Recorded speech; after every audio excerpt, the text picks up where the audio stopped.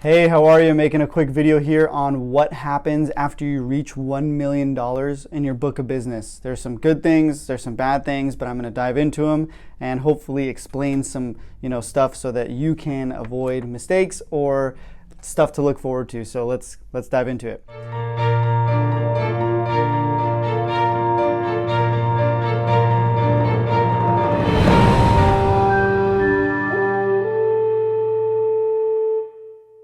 All right, so yeah, the 1 million is a big milestone. It's a great feeling when you do pass the million. It's a sizable number. First off, you're making money now at this point, like 10 to 18% on PNC commissions on a million.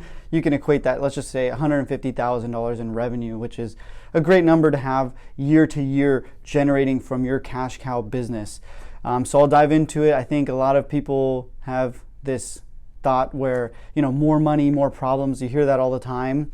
And it's true in a sense, because as your business starts to grow and more money kind of coming through, there tends to lead to have more problems as well. But it's a mindset. Like, how do you look at those? Are you just building on them? Are you learning from them?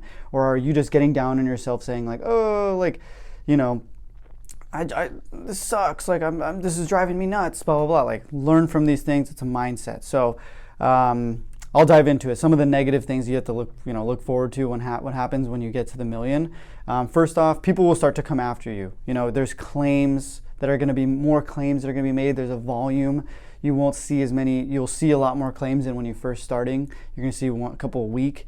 There's going to be mistakes that are being made. There's if you ever made a mistake on a policy or something happens, make sure, this is my message to you, make sure you document everything super thoroughly. Keep email trails, keep notes on customers, and always explain to them exactly what they're getting, an overview kind of outline on their coverage, because you don't want to get hit with an errors, and that's what errors and omissions is for, but you don't want to be hit and be responsible or negligent for somebody else's coverage if you don't have to. So make sure you protect yourself. Always cover your ass, pretty much.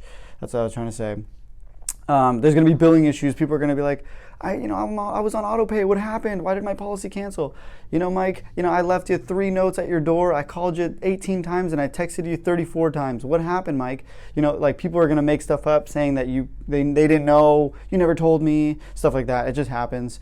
And then there's going to be, this is another one, other agencies are going to come after you. They're going to start trying to take your business. They're going to see you're starting to win a lot of business around, and they're going to start trying to take clients from you, and they're going to start kind of taking after your referral partners. So another thing is your service demand will start to kind of grow.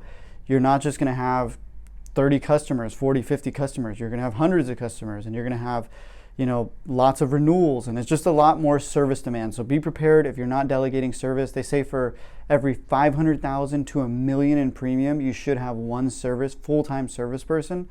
And I've seen that is probably an accurate statement.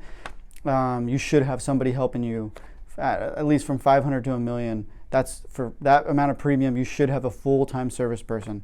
So on a positive note, you're going to start to get more recognition from carriers.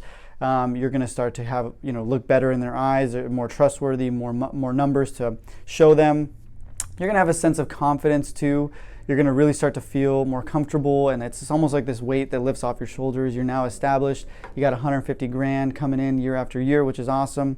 And it's a pressure that kind of gets lifted off of you. The other thing is your book really starts to build and compound on itself. Customers will start to refer. They'll start to buy more. We could stop marketing and still be getting deals for a while. So yeah, it's a great, milestone.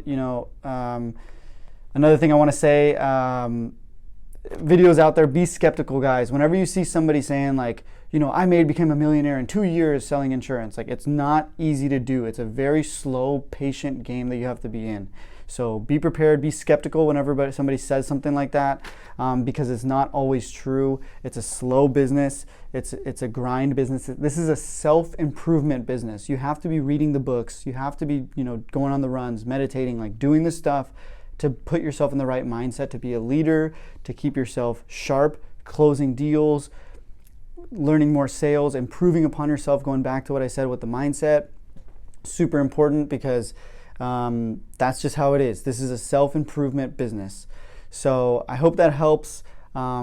try to give you kind of both sides, the negatives and the positives. There are definitely both of them, and be prepared, because this is not for the weak of heart. You have to be in here and you have to be ready to get bloody. And sometimes when I say if you're not getting bloody, you're not in the game. When I say that, sometimes like getting bloody is like you're making calls, people are denying you, they don't want to deal, they don't want to pay, stuff like that. But then there's the kind of bloody that's not fun, like claims and like people coming after the agency. So just be prepared. You have to be prepared for all of the above. This is not for the faint of heart, like I said. But anyways, hopefully that helps you. I hope you don't make same mistakes. Make sure to, my one takeaway message is document everything always. That's the most important thing, and make sure anybody in your team is also doing the same. So that's all I got. I'm gonna do a quick giveaway. Priscilla Chavez, shout out to you. You are our hype woman. You're always in there in the comments. So we're gonna do a giveaway to you, the processes and procedures. So thank you so much, Priscilla. And that's all I got. We will see you guys at the top. Shout out to Jamel as well, who was hyping me up in our last video, saying, humbling me by saying, I love Zig Ziglar and I will see you guys at the top. It's pretty funny once in a while to maybe be kind of made fun of. It's humbling. So I hope you guys like that. We will see you soon. See you at the top. Peace.